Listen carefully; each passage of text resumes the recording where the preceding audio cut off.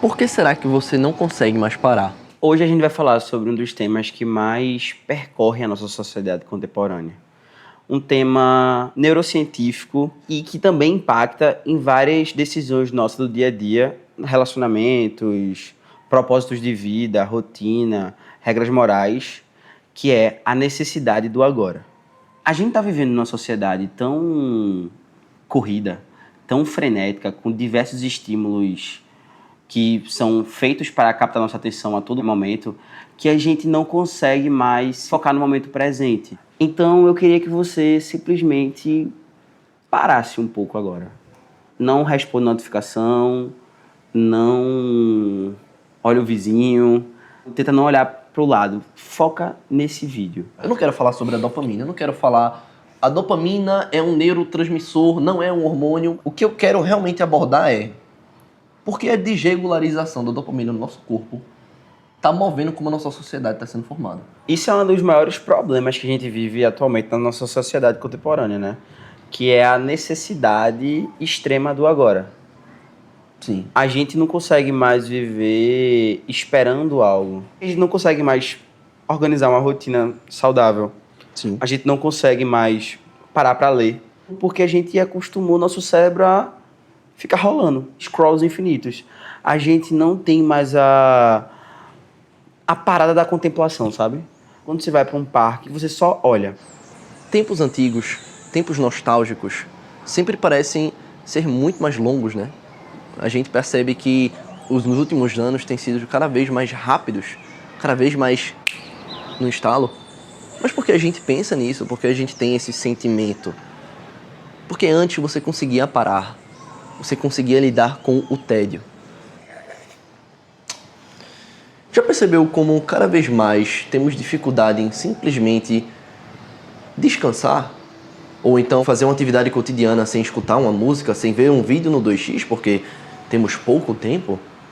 Por exemplo, se eu ficar calado por um instante, você conseguiria continuar preso nesse vídeo?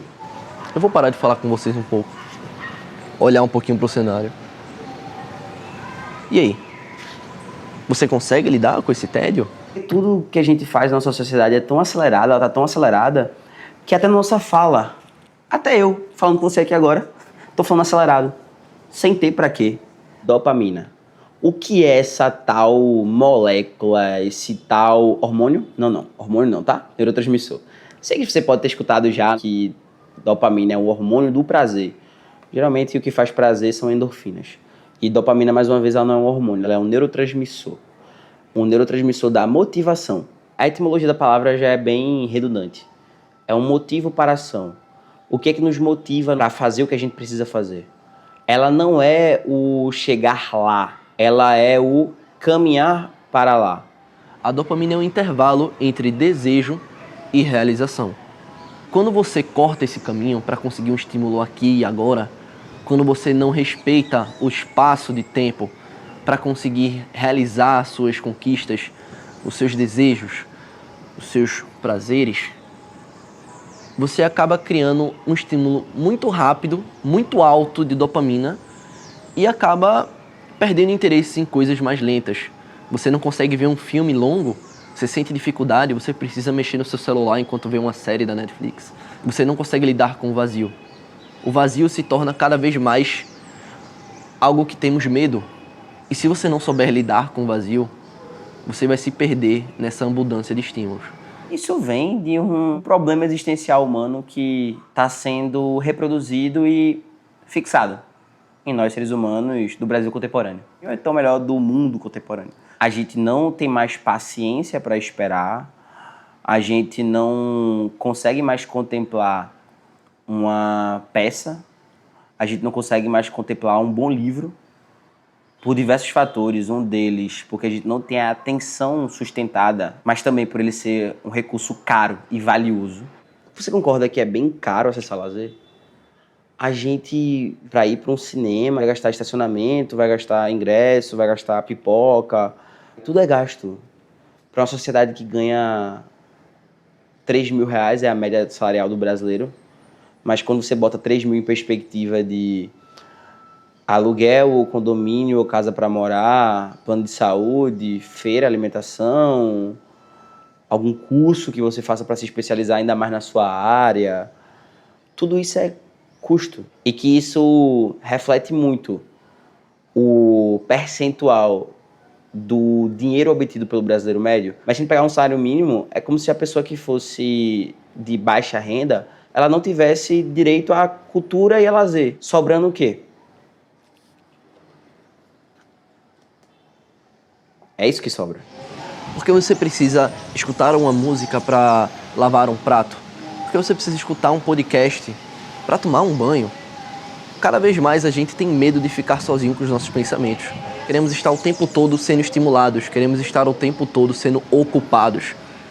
Isso é um reflexo de uma sociedade cada vez mais acelerada. E que talvez essa aceleração nos leve à ruína. Então, o problema maior seria que a gente é viciado em telas e as redes sociais manejam isso muito bem? Ou será que, na perspectiva que a gente se encontra, tanto social, quanto econômica, quanto política, é o que sobra? A pessoa que é baixa renda, ela é sugada para as redes sociais. Se você com o celular e com a internet, você consegue acessar outros mundos, outras realidades. A gente perdeu essa capacidade de sustentar a atenção. E se for uma anestesia do mundo contemporâneo? A gente está numa crise climática, em períodos de terror, né? O capitalismo falido, basicamente, né? Estamos existindo nesse momento da história da Terra, da história do Brasil.